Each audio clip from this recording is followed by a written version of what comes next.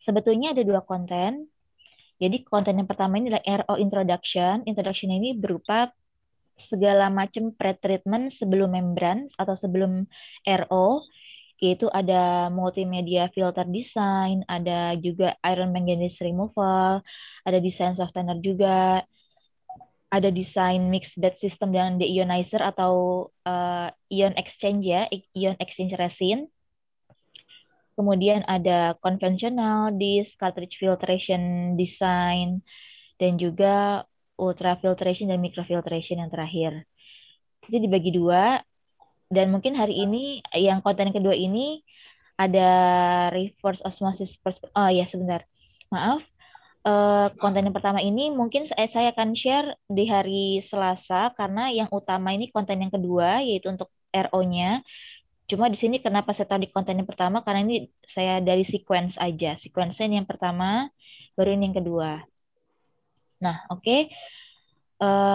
Untuk kontennya yaitu kita akan belajar, maaf, kita akan sharing untuk reverse osmosis process principle. Yang kedua ada perhitungan scaling. Di sini kita sebelumnya akan introduction untuk pengotor dan teknik filtrasi, tentang penjelasan pengotor atau impurities berdasarkan ukuran, teknik filtrasi untuk tiap ukuran dan tipe pengotornya. Kemudian di sini ada eh, RO proses dan in principle, yaitu di sini ada definisi proses reverse osmosis itu sendiri. Kemudian ada general principle atau prinsip kerja secara umum dan bagaimana proses itu terjadi.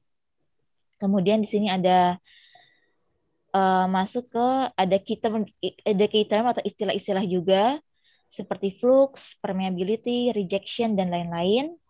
Kemudian di sini kita juga akan sertakan pre and post treatment, bagaimana untuk memilih tipe pretreatment yang cocok menurut sumber air, jenis sumber airnya, komposisi airnya, tipe tipe untuk aplikasi, maksudnya tujuan untuk aplikasi air, produk airnya itu mau dibuat apa, yang mana kita di sini desalinasi yang akan kita gunakan.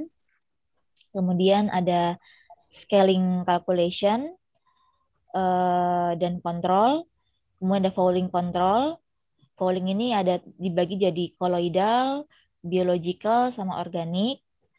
Nah, di sini di fouling control ini ada tipe-tipe fouling, alasan mengapa terjadinya fouling atau dan scaling.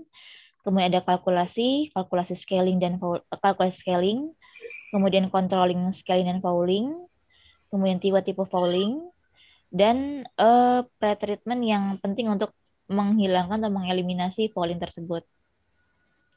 Kemudian kita langsung setelah kita mengenal fouling, kita langsung masuk ke tahap desain dari RO system design, dari memilih tipe-tipe membran, memilih jumlah membran, pressure vessel, kemudian kita memilih recovery, kita memilih stage-nya juga. Kemudian kita langsung ke design case, BWRO plan dengan kapasitas 1.500 kubik meter per hari. Lalu kita akan simulasi dengan ROSA projection untuk desain analisis dan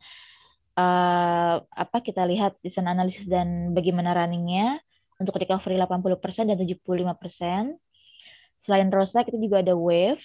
Ini dari film tech ya. Maaf, dari DuPont. Kalau ROSA ini dari DuPont kalau nggak salah. DuPont. Wave ini juga dari DuPont. Ini untuk projection dan desain analisis. Kemudian kita ada high pressure pump performance curve dan pressure vessel specification untuk spesifikasi PV, kita sebut PV dan HPP. Kemudian ada diagram PNID dari RO tipikal, tipikal atau generalnya seperti itu. Kemudian kita juga akan belajar konfigurasinya, tipe membran yang cocok, kuantitinya juga seperti itu.